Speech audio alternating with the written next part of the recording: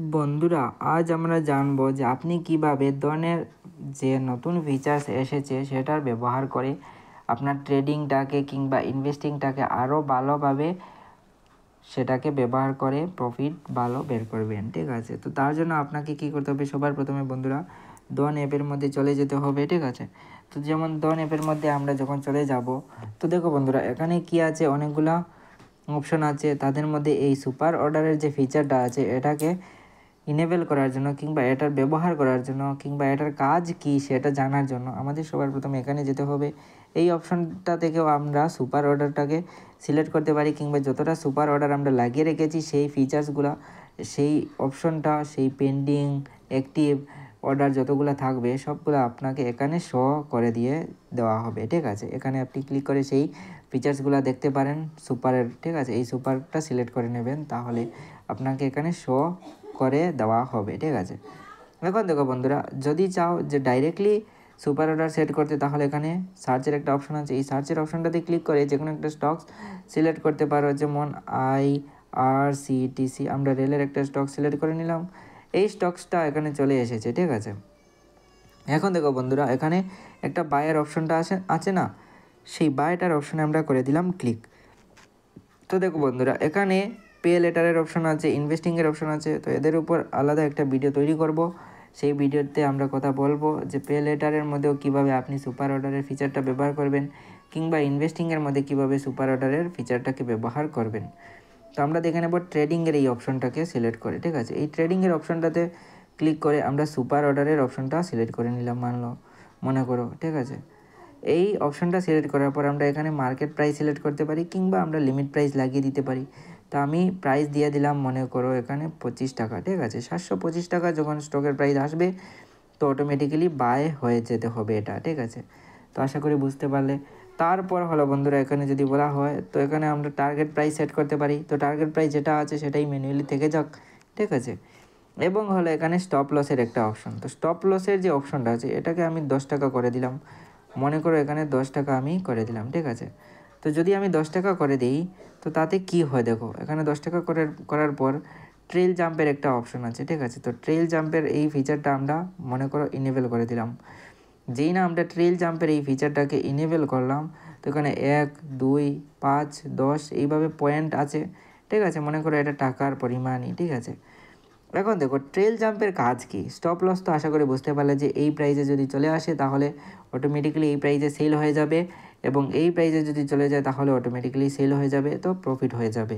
Target price, stop loss আশা করি বুঝতে পারলে। কিন্তু ট্রেল জাম্প মানে কি, যেমন ট্রেল জাম্পের ব্যবহার করে আমরা কি করতে পারি, আমাদের যে স্টপ লসটা সেট করেছি সেটা অটোমেটিক্যালি ম্যানুয়ালি আমাদের না করে অটোমেটিক্যালি সেটিং করে দিতে হবে, এবং সেটিং করার ফলে কি হবে, অটোমেটিক্যালি এটার যে স্টপ লসের প্রাইসটা আছে অটোমেটিক্যালি সেটা ইনক্রিজ হতে শুরু করবে। যার ফলে কি হবে, আমরা যে প্রাইসে স্টপ লস সেট করেছি সেই প্রাইস থেকে বেশি প্রাইসে আমাদের শেয়ার স্টপ লস হিট করতে পারে যদি মার্কেটে স্টকের প্রাইস ড্রপ করে। তো তার জন্য কি করতে হবে আমাদের, এখানে যদি বলা হয়, তো তার জন্য আমাদের কি করতে হবে, যেমন আমি একটা এক্সাম্পল দিয়ে যদি বলি, তো দেখো বন্ধুরা এখানে আমি 1 পয়েন্ট দিয়েছি, এটাকে আমি 5 পয়েন্ট করে দিলাম। ঠিক আছে, এখন আমি যে প্রাইস দিয়ে কিনলাম শেয়ারটা, ঠিক আছে 725 টাকা দিয়ে আমি এটাকে কিনে নিলাম। এখন 725 টাকা আমার বাইং প্রাইস। এখন কি হলো, স্টকটা কেনার পর 730 টাকা হয়ে গেল, মানে এই যে 5 পয়েন্ট উপরে চলে গেল। যেই না আমার কেনার প্রাইসটা 5 টাকা উপরে চলে গেল এবং আমি এখানে 5 টাকা লিখে রেখেছি, তো তার জন্য কি হবে, আমার যে স্টপ লস সেট করা আছে এই স্টপ লসটাতেও 5 টাকা উপরে চলে যাবে। ঠিক আছে, স্টপ লসটা আমি 710 টাকা রেখেছি, সেটা ইনক্রিজ হয়ে 715 টাকা হয়ে যাবে। যদি এখানে কি হলো, আমার কেনার দামটা 725 টাকা ছিল, এখানে 15 টাকা ইনক্রিজ হয়ে গেল মনে করো। ঠিক আছে, 740 টাকা হয়ে গেল স্টকের প্রাইস। ঠিক আছে, কিন্তু এখানে 743 টাকা না হলে তো স্টকের টার্গেট হিট হবে না। তো এখানে 15 টাকা উপরে চলে গেল, কিন্তু কি হলো, যেই 15 টাকা উপরে চলে গেল তো এখানে 700, এখানে ছিল 710 টাকা, সেই স্টপ লসটা ইনক্রিজ হয়ে চলে যাবে 725 টাকাতে। ঠিক আছে, তো কি হলো, 725 টাকা পর্যন্ত চলে গেল। এবং তারপর যদি কোনো সময় স্টকের প্রাইসটা ড্রপ করে, তো এই স্টকের প্রাইসটা ড্রপ করার ফলে কি হবে, যে আপনার যে স্টপ লস আপনি সেট করে রেখেছেন সেই প্রাইসে পৌঁছার আগেই আপনার স্টপ লস হিট হয়ে যাবে। তার ফলে কি হবে, আপনার নুকসানটা কম হবে, প্রফিটটাই বেশি হবে। দেখুন, যদি 15 টাকায় উপরে চলে গেল তাহলে কি হলো, আপনার স্টপ লসের যে নাম্বারটা আমরা যে সেট করে রেখেছি সেটা ইনক্রিজ হয়ে 725 টাকা হয়ে গেল, এবং আমাদের বাইং মূল্যটাও কত, 725 টাকা।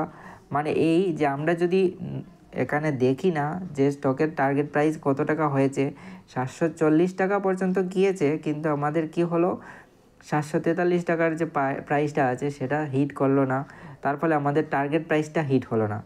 তো প্রফিট হোক না হোক, ঠিক আছে, কিন্তু ট্রেল জাম্পের ব্যবহার করার ফলে আমাদের ক্যাপিটালটা সেফ রয়ে গেল। আমাদের যে প্রাইসে কেনার প্রাইস ছিল, যে দামে আমরা কিনেছি এই শেয়ারটা, সেই দামেই বিক্রি হয়ে গেল। তাতে কি হলো, আমাদের এক্সট্রা লস হলো না, ঠিক আছে। তো এই ট্রেল জাম্পটা ব্যবহার করে আপনি আপনার লসটাও এখানে কম করতে পারেন।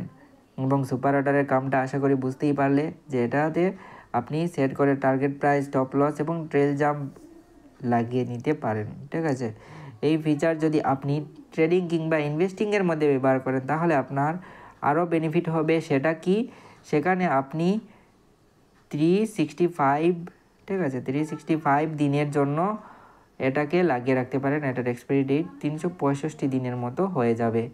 আর ইন্ট্রাডের বিষয়ে তো বলেই দিলাম যে ইন্ট্রাডেতে যতটুকু ইন্ট্রাডের টাইম আছে সেই টাইম অনুযায়ী থাকবে, তারপর সুপার অর্ডারটা বন্ধ হয়ে যাবে। আশা করি বুঝতে পারলে।